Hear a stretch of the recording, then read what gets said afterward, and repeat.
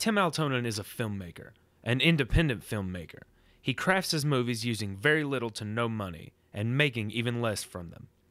But like most artists, he does it because of a deep passion for his craft. Tim Altonen is the true definition of a starving artist.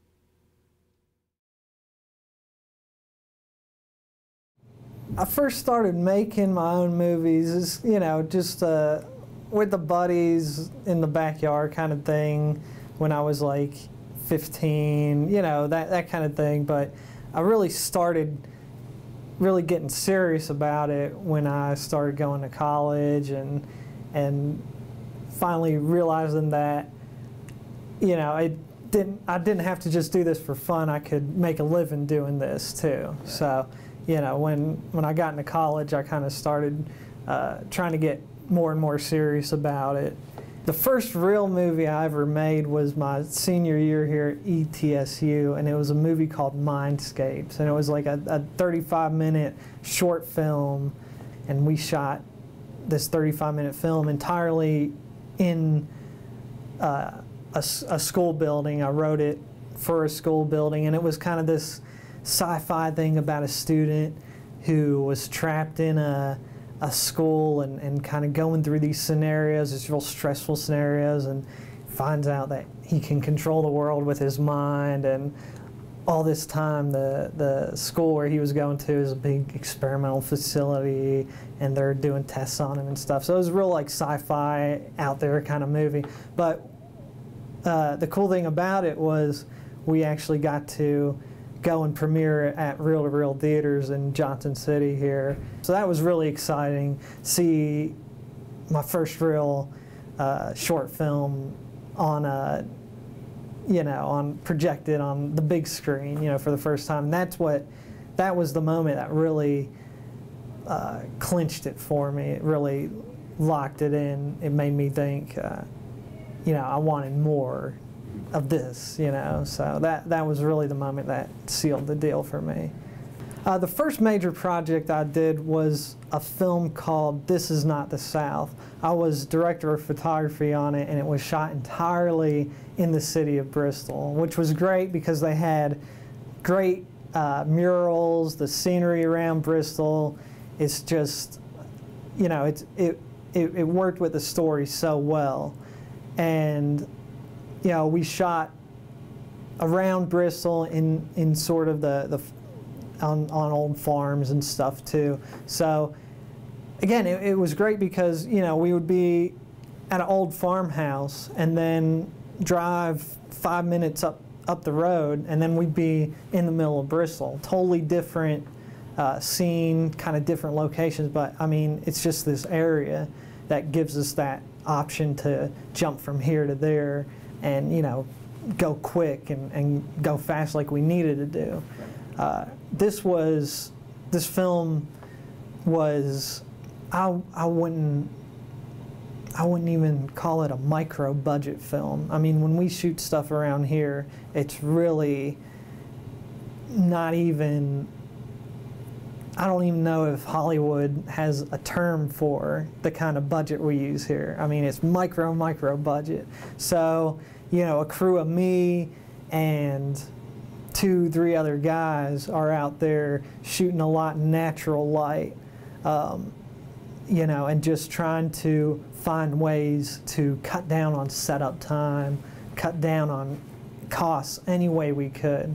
So, like I said, a lot of it was shot outdoors, natural light, but again, it all comes back to this area. I mean, this is just such a beautiful area that, I think we could get away with it a little bit easier around here and still have the production value of, a larger production.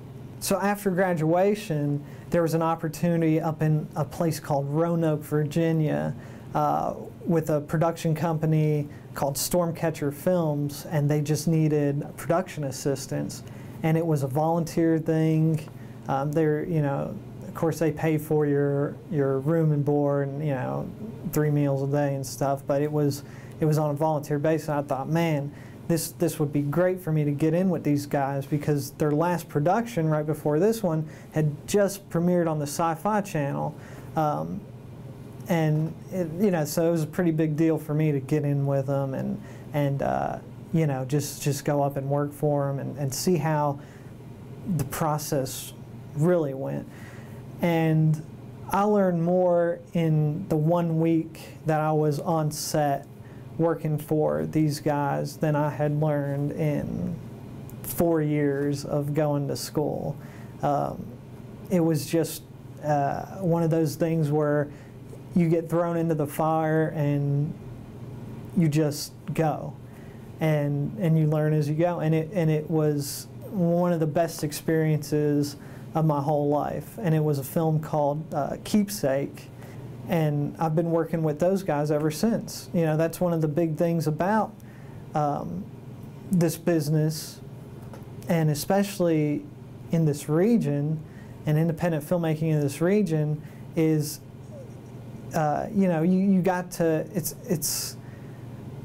it's all about working hard, and people will recognize that. The people that I work with know that I'll work hard on the set for them, and that's why I still work with these guys today.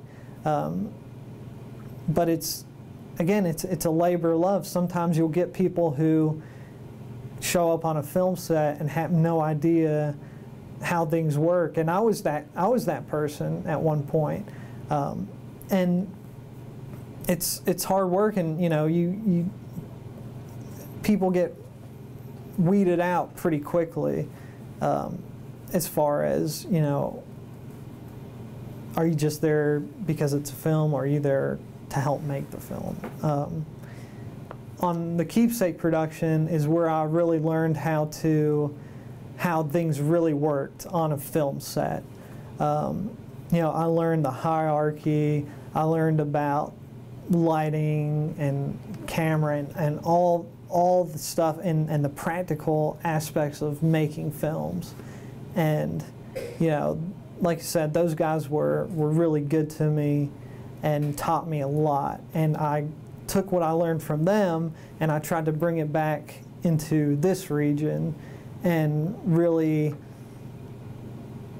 try to not just make films, but make films the right way, and make films in the right process. I hate to say make films the right way, because it's that thing about, you can be creative and do whatever you want to do, but everything was totally different on professional set. It was just, it was kind of a shock to see everybody doing their specific jobs and not being used to, me being used to being the one-man band around here is what you kind of have to be. And that was a big change going up there and working on that production and seeing that, everybody had their specific roles and their specific job, and it helped the production so much, because whereas I would be writer, director, cinematographer, sound guy, lighting, all that, and then having to concentrate on all that stuff just on me, and then going up and seeing these guys work and seeing how much more efficient, it's not just an efficiency thing, it's if I'm the director of photography, I don't want to have to worry about if my sound is off, or if, how the actor's preparing for this scene or whatever, but now that I got to learn all that on the production side with these guys, I've tried to bring that back and get my crew and some of the other students around here to realize that, there's a better way to do it besides being the one-man band. I don't make any money doing films around here, really. you know, sometimes a video project will come along here and there, but it's, you know, it's not film stuff. You know, people think a lot of people think if you have a camera and, you know, they know you as the video guy, that, you know, you want to do weddings and you want to do, you know, go film my son's, you know, Little League game or whatever. And that's fun, you know, that's the stuff that kind of keeps us floating as far as like independent videography side. But as far as short film stuff, even if there's a budget, it's always gonna be a labor of love around here.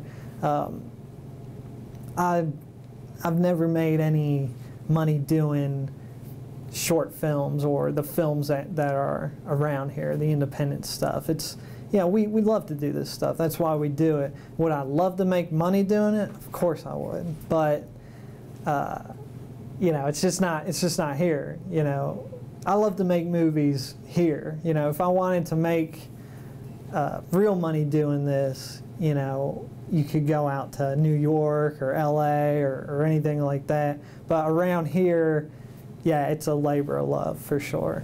The last big project I just finished up was a 15-minute short film that I wrote and directed called Unfinished Business. And we shot it entirely in this region on almost no budget. And the only reason I say almost no budget is it would have been no budget, but having all these volunteer crew come in, and it would have been really bad of me not to feed anybody. So feeding 15 people for 3 days, you know, 2 meals a day, it adds up. So it's, even though it's really a no budget thing, you're still spending a little bit of money to feed your crew, even though everybody's a volunteer. But that's really the only expense I had.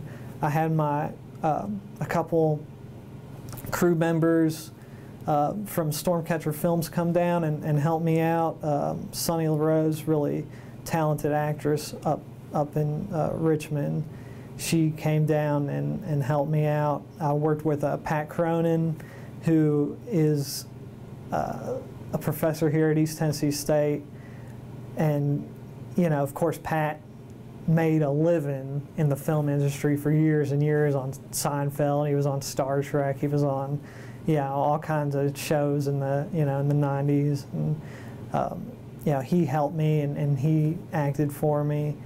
And, but about 3/4 of the crew were locals and all volunteers. Nobody, I couldn't pay anybody for this. It was, like I said, it's always a labor of love around here. Most filmmakers work out of Hollywood, but what separates Tim from the rest of the filmmakers is his love for East Tennessee. There's so many stories in this area, and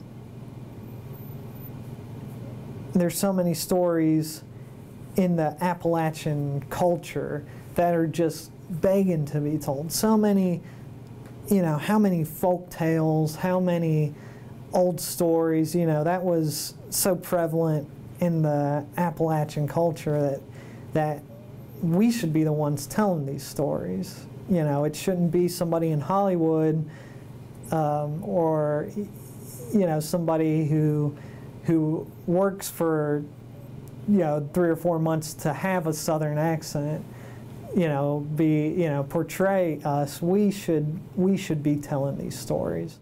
Tim also hopes to help turn East Tennessee into a new hub of film production. Yeah, one day I would like to have my own production company in this area where I could stay in Tennessee and make these films and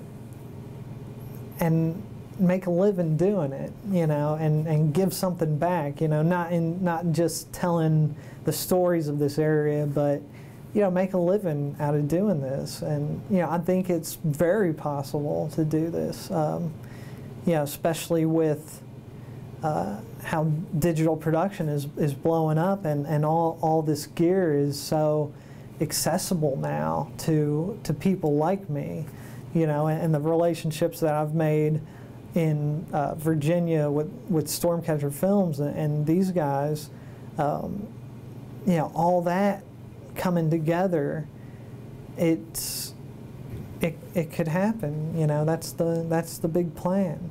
I love this area. I love this region. I love making films in this region, and I want to stay here and make films. I don't want to go off to LA and work on films, or go off to New York or Atlanta.